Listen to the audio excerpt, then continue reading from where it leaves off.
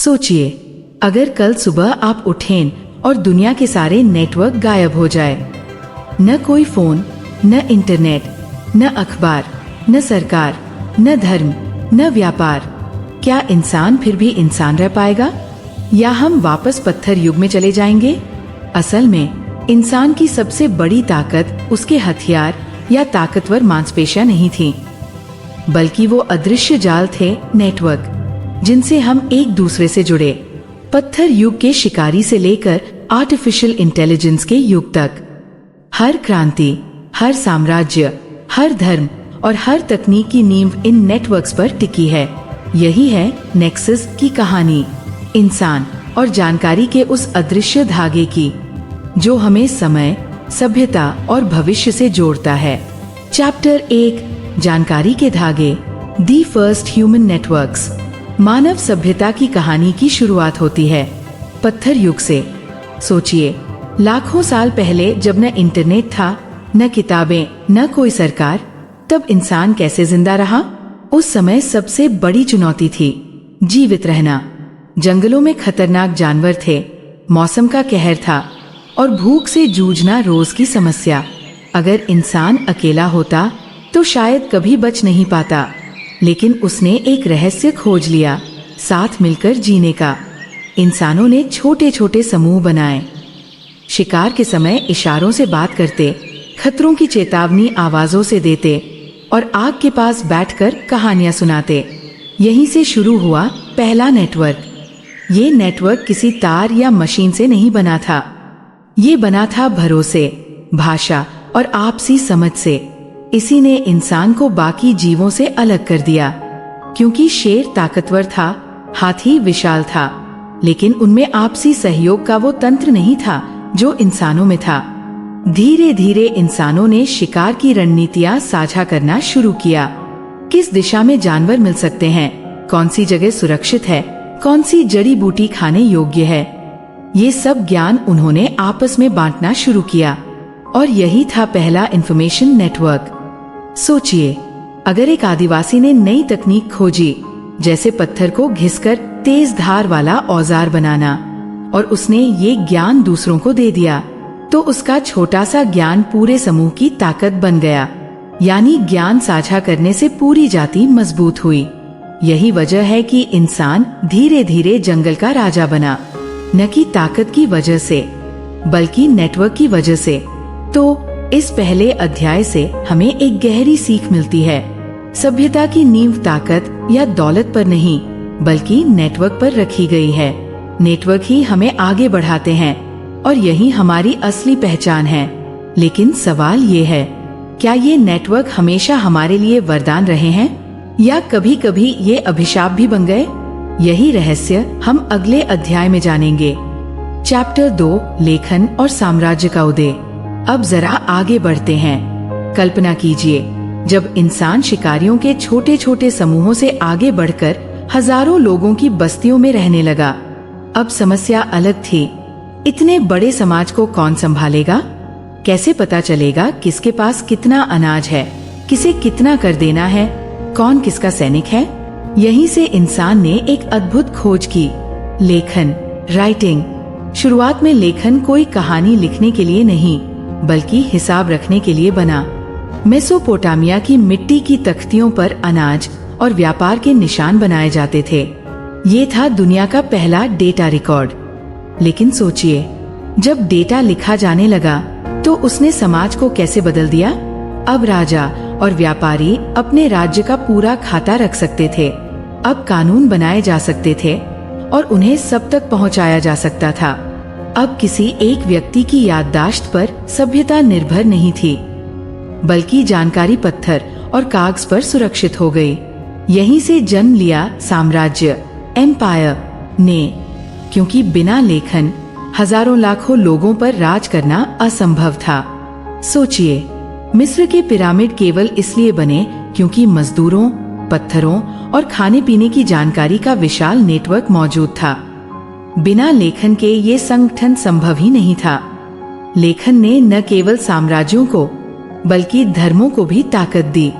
कल्पना कीजिए, अगर वेद, बाइबल, कुरान या बौद्ध धर्म की शिक्षाएं सिर्फ मौखिक परंपरा तक सीमित रहती तो क्या वे करोड़ों लोगों तक पहुंच पाती? लेखन ने विचारों को अमर बना दिया। अब इंसान केवल अपने गांव या शहर का हिस्सा नहीं रहा, वो एक विशाल कल्पना का हिस्सा बन गया जिसे हम कहते हैं सभ्यता। लेकिन ध्यान रहे, लेखन और नेटवर्क ने इंसानों को जोड़ा भी और बांटा भी। जो पढ़ लिख सकता था वही ताकतवर था। लिपि पर पकड़ रखने वाले पुरोहित, राजा और लेखक ही सत्ता के मालिक बन गए, बाकी जनता सिर्फ अनुसरण करने वाले रह गई। तो हम देखते हैं कि लेखन केवल संवाद का माध्यम नहीं था, वो सत्ता और असमानता का साधन भी बन गया। इस अध्याय से हमें ये समझ आता है, नेटवर्क जितने मजबूत होते हैं उतना ही वो हमें जोड़ते भी हैं और नियंत्रित भी करते हैं।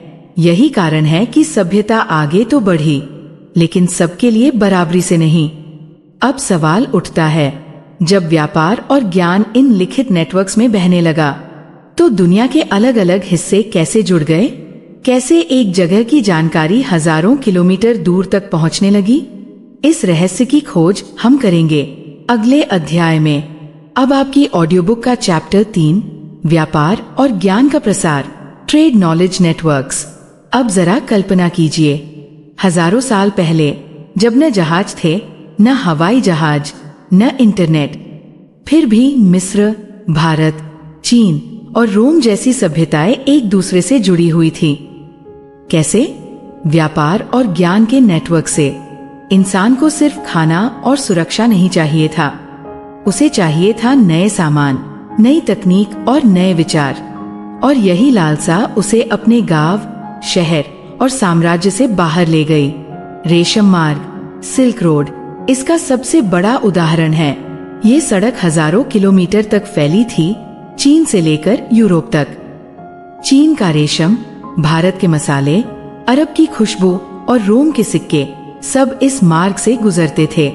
लेकिन ध्यान दीजिए, ये रास्ता केवल सामान का आदान प्रदान नहीं था, बल्कि विचारों और ज्ञान का आदान प्रदान भी था। सोचिए, बौद्ध धर्म भारत से निकलकर चीन और जापान तक कैसे पहुंचा? यूनानी विज्ञान और गणित अरब देशों में जाकर कैसे नया रूप ले पाया? क्योंकि व्यापारी सिर्फ सामान नहीं ले जाते थे, वे कहानियां, किताबें और संस्कृतियां भी साथ ले जाते थे। यानी हर कारवां, हर जहाज एक चलता फिरता नेटवर्क हब था, जहां व्यापारी और यात्री एक दूसरे से जानकारी बांटते। लेकिन यहाँ एक दिलचस्प सच्चाई भी है, ये नेटवर्क इंसानों को जोड़ते भी थे और बीमारियां भी फैलाते थे। याद कीजिए, काली मौत, ब्लैक डेथ, ये भयानक महामारी भी व्यापारिक नेटवर्क के जरिए ही एशिया से यूरोप पहुंची। यानी जहां नेटवर्क ने सभ्यता को आगे बढ़ाया, वहीं उन्होंने इंसानों को संकट में भी डाला। अब सोचिए, अगर ये व्यापारिक नेटवर्क न होते तो क्या आज हमारी दुनिया इतनी जुड़ी हुई होती? क्या भारत का शून्य, जीरो, अरब देशों तक पहुंचकर फिर यूरोप में जाकर आधुनिक गणित बन पाता? शायद नहीं। इस अध्याय से हमें ये समझ आता है, ज्ञान और व्यापार के नेटवर्क ने सभ्यता को वैश्विक बनाया। उन्होंने हमें ये सिखाया कि हर खोज, हर विचार सिर्फ एक जगह का नहीं होता, बल्कि पूरी मानवता का होता है। लेकिन जैसे जैसे व्यापार और ज्ञान फैला, एक नई ताकत उभरने लगी। ऐसी ताकत जिसने सूचनाओं को पहले से भी तेज गति से फैलाना शुरू किया। वो ताकत थी मुद्रण क्रांति, प्रिंटिंग रेवोल्यूशन। अब सवाल यह है, जब अचानक जानकारी लाखों लोगों तक पहुंचने लगी, तो समाज और सत्ता पर इसका क्या असर पड़ा? इसका जवाब मिलेगा अगले अध्याय में। चैप्टर 4, मुद्रण क्रांति और सूचना विस्फोट। अब कल्पना कीजिए, मध्यकालीन यूरोप का समय। ज्ञान मौजूद था, लेकिन बहुत सीमित। किताबें हाथ से लिखी जाती थीं, मोटे मोटे पन्नों पर, और वो भी बेहद महंगी। यानी सिर्फ राजा, रईस और चर्च के पुरोहित ही पढ़ सकते थे। बाकी जनता के लिए ज्ञान के दरवाजे लगभग बंद थे। लेकिन अचानक 15वीं सदी में एक खोज ने सब कुछ बदल दिया। जोहान्स गुटेनबर्ग ने मुद्रण यंत्र, प्रिंटिंग प्रेस बनाया, और मानव ज्ञान का दरवाजा पूरी मानवता के लिए खुल गया। सोचिए, पहले जहां एक किताब बनाने में महीनों लग जाते थे, अब वही किताब सैकड़ों हजारों प्रतियों में छप सकती थी। ज्ञान पहली बार जनता की संपत्ति बन गया। इससे क्या हुआ? सबसे पहले धार्मिक क्रांति आई। मार्टिन लूथर ने जब बाइबल का अनुवाद स्थानीय भाषाओं में किया और वो छपी, तो आम लोग भी धर्म ग्रंथ पढ़ने लगे। अब लोग सिर्फ पुरोहितों पर निर्भर नहीं रहे, यानी मुद्रण ने धर्म की सत्ता को चुनौती दी। दूसरा, विज्ञान का उदय हुआ। नई नई खोजें और शोध पत्र अब छपकर पूरे यूरोप में फैलने लगे।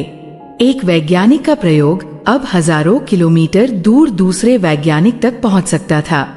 यही कारण है कि गैलीलियो, न्यूटन और डार्विन जैसे विचारकों की बातें पूरे समाज तक पहुंची।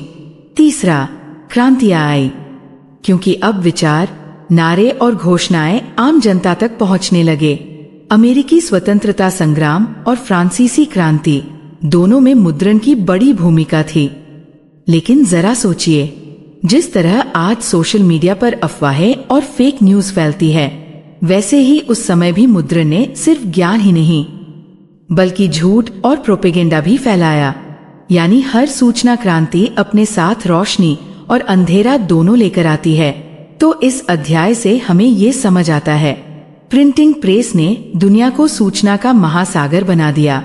अब कोई भी विचार, कोई भी कहानी केवल एक शहर या साम्राज्य तक सीमित नहीं रही, बल्कि पूरी दुनिया तक पहुंचने लगी। लेकिन सवाल उठता है, जब सूचना इतनी तेजी से फैलने लगी, तो समाज और अर्थव्यवस्था में कौन सी अगली क्रांति आई? कैसे इंसानों ने बिजली और मशीनों का इस्तेमाल करके पूरी दुनिया को और भी नजदीक कर दिया? इसका उत्तर मिलेगा अगले अध्याय में। चैप्टर 5, औद्योगिक क्रांति और नई सूचना शक्ति।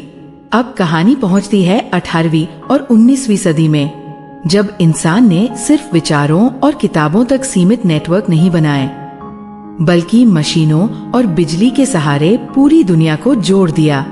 यही था औद्योगिक क्रांति, इंडस्ट्रियल रेवोल्यूशन। सोचिए, पहले जहां सूचना गांव-गांव तक पहुंचने में हफ्तों लगती थी, अब टेलीग्राफ के तारों से वही संदेश कुछ ही मिनटों में पहुंच सकता था। पहली बार इंसान ने दूरी और समय की बेड़ियां तोड़ दी। फिर आया टेलीफोन। अब लोग केवल शब्द पढ़ते ही नहीं, बल्कि हजारों किलोमीटर दूर किसी की आवाज सुन सकते थे। ये जादू जैसा था और इसने व्यापार, राजनीति और परिवार सबको बदल दिया। इसके बाद दुनिया ने सुना रेडियो की आवाज। अब सूचना सिर्फ कुछ लोगों के लिए नहीं, बल्कि लाखों करोड़ों लोगों तक एक साथ पहुंच सकती थी। किसी नेता का भाषण, किसी देश का ऐलान अब पलक झपकते पूरी जनता तक पहुंच जाता। लेकिन यहाँ एक महत्वपूर्ण मोड़ आया। सूचना का ये नेटवर्क अब सिर्फ जनता को जोड़ने का साधन नहीं रहा, बल्कि सत्ता और नियंत्रण का हथियार बन गया।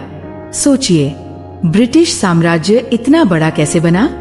क्योंकि रेलगाड़ियां, टेलीग्राफ और अखबार ने उन्हें अपने उपनिवेशों को नियंत्रित करने की ताकत दी।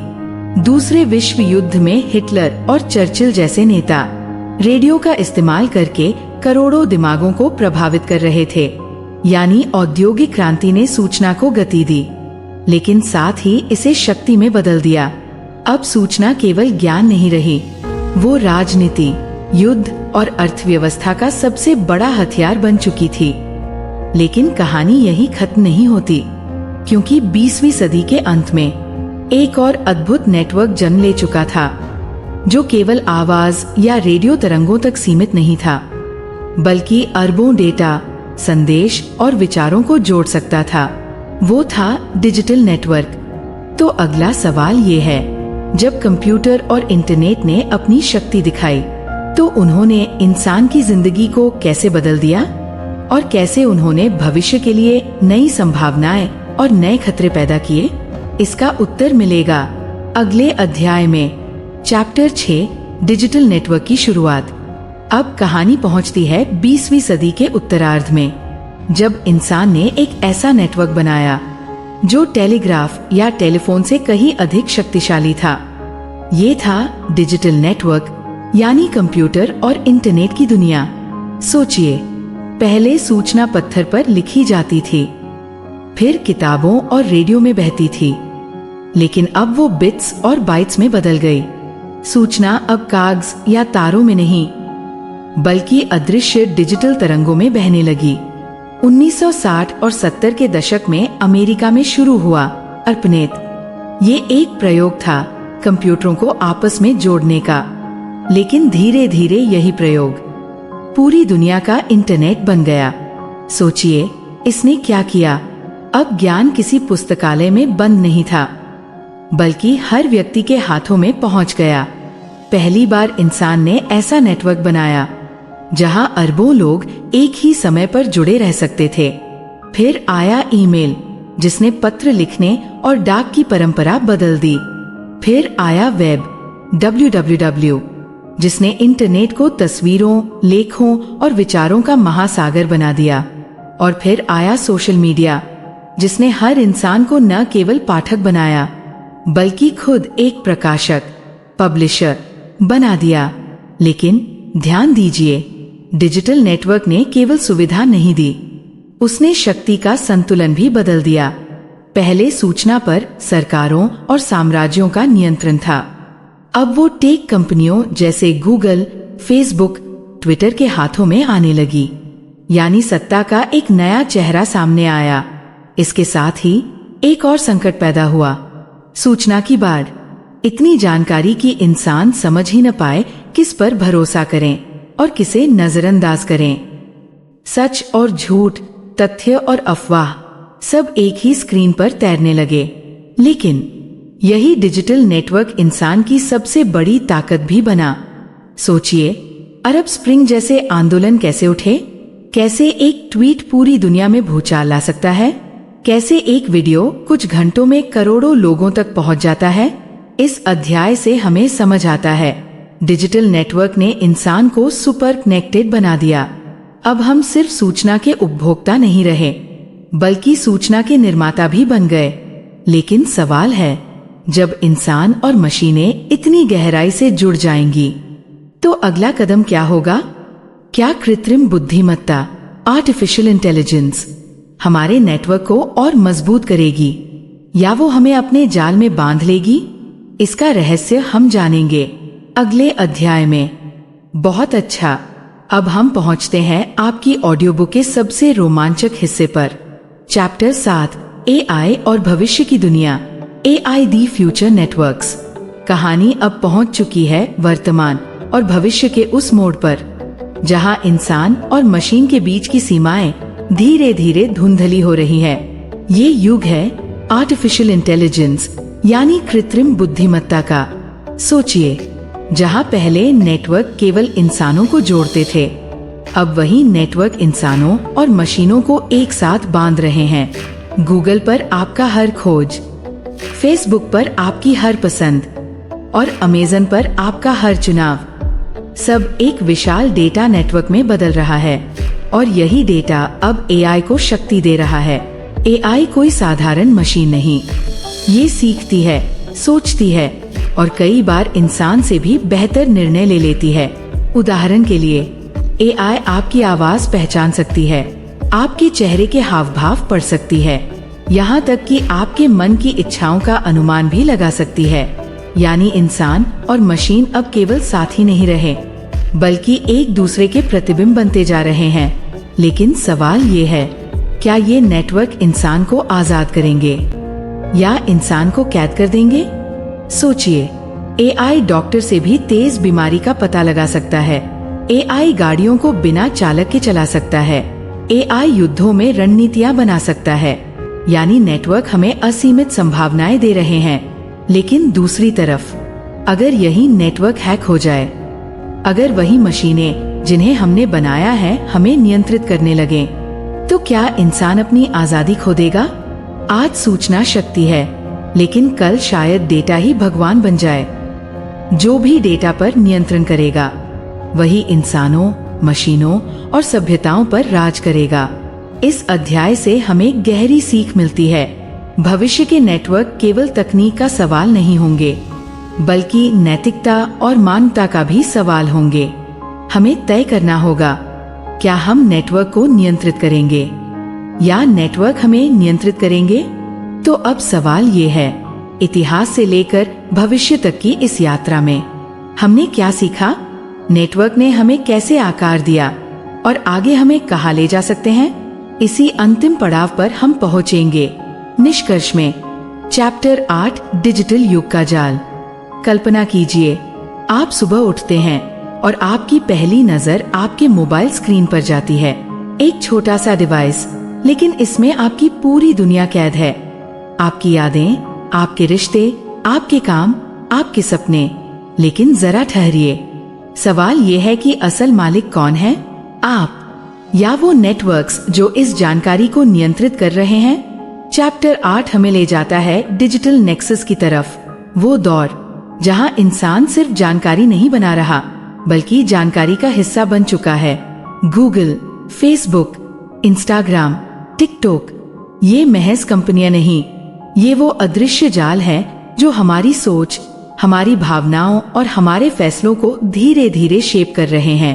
आपने गौर किया होगा, कभी कभी हम कोई चीज सोचते हैं और अचानक उसी से जुड़ा एडवर्टाइजमेंट हमारी स्क्रीन पर आ जाता है। ये इत्तेफाक नहीं, ये एल्गोरिदमिक नेक्सस है। युवाल कहते हैं 21वीं सदी की सबसे बड़ी ताकत डेटा को कंट्रोल करने वालों के पास है। और सच यही है, जिसके पास डेटा है उसके पास पावर है। लेकिन यहाँ एक और डरावना सवाल उठता है, क्या ये नेटवर्क्स हमें कनेक्ट कर रहे हैं या हमें कंट्रोल कर रहे हैं? क्या हम अपनी मर्जी से सोचते हैं या सोचने का तरीका भी एल्गोरिदम्स तय कर रहे हैं? इंसान ने आग को काबू किया, बिजली को काबू किया, लेकिन अगर डिजिटल फायर पर काबू न रखा गया तो ये हमें ही जला सकती है। चैप्टर 8 हमें चेतावनी देता है, डिजिटल नेक्सस अब सिर्फ सुविधा का साधन नहीं बल्कि सर्वाइवल का सवाल है। और यही असली चुनौती है, इस नेक्सस में रहकर भी अपनी इंसानियत, अपनी सोच और अपनी आजादी को बचाए रखना। चैप्टर 9, सत्ता का नया खेल। सोचिए, पुराने जमाने में राजाओं के पास तलवार थी, सेनाएं थीं और किले थे। आज सत्ता तलवार से नहीं बल्कि जानकारी के नेटवर्क से तय होती है। चैप्टर 9 हमें दिखाता है कि कैसे नेक्सस ने राजनीति और शक्ति को नया चेहरा दिया। अब युद्ध सिर्फ सीमाओं पर नहीं होते बल्कि डेटा सेंटर्स और साइबर स्पेस में भी लड़े जाते हैं। Fake news, digital propaganda, troll आर्मीज, ये आज के दौर की नई हथियार बंदियां है। किसी देश को तोड़ने के लिए अब बम की जरूरत नहीं, बस उसकी जनता के बीच अविश्वास और डर की आग लगा दो। हरारी बताते हैं कि सत्ता का असली खेल अब कहानी को नियंत्रित करने में, क्योंकि इंसान हजारों सालों से कहानियों पर चलता आया है। धर्म की कहानी, राष्ट्र की कहानी, स्वतंत्रता की कहानी। लेकिन अगर ये कहानियां एल्गोरिदम के हाथों में चली जाए तो क्या होगा? सोचिए, अगर कोई इनविजिबल पावर आपके न्यूज फीड को तय कर रही है, आपके गुस्से को भड़का रही है, आपकी पसंद नापसंद को शेप कर रही है, तो सत्ता किसके पास है? आपके नेता के पास या आपके फोन की स्क्रीन के उस अदृश्य नेक्सस के पास? चैप्टर 9 हमें ये भी दिखाता है कि ग्लोबल पॉलिटिक्स अब एक अदृश्य जाल में फंस चुकी है। कोई भी देश अकेला नहीं रह सकता। टेक्नोलॉजी, ट्रेड, क्लाइमेट, पैंडेमिक्स सब नेटवर्क्स पर निर्भर है। एक जगह की गड़बड़ी पूरे संसार को हिला सकती है। यही है सत्ता का नया खेल, जहां असली लड़ाई इंफॉर्मेशन को कंट्रोल करने की है। और शायद आने वाला युग ये तय करेगा कि नेक्सस इंसान की आजादी बचाएगा या उसे एक डिजिटल कैदी बना देगा। चैप्टर 10, भविष्य का धागा। कल्पना कीजिए, आज से 100 साल बाद का समय, क्या इंसान अब भी वैसे ही होगा जैसा हम आज हैं, या हम अपने ही बनाए नेटवर्क के गुलाम बन चुके होंगे? चैप्टर 10 हमें ले जाता है भविष्य की ओर, जहां इंसान और मशीन का अंतर धीरे धीरे मिट रहा है। आर्टिफिशियल इंटेलिजेंस, बायोटेक्नोलॉजी और क्वांटम नेटवर्क्स, ये सब मिलकर एक नया नेक्सस बना रहे हैं। सोचिए, अगर किसी एल्गोरिदम को आपके दिमाग की एक्टिविटी पढ़ने की क्षमता मिल जाए, तो क्या प्राइवेसी नाम की कोई चीज बचेगी?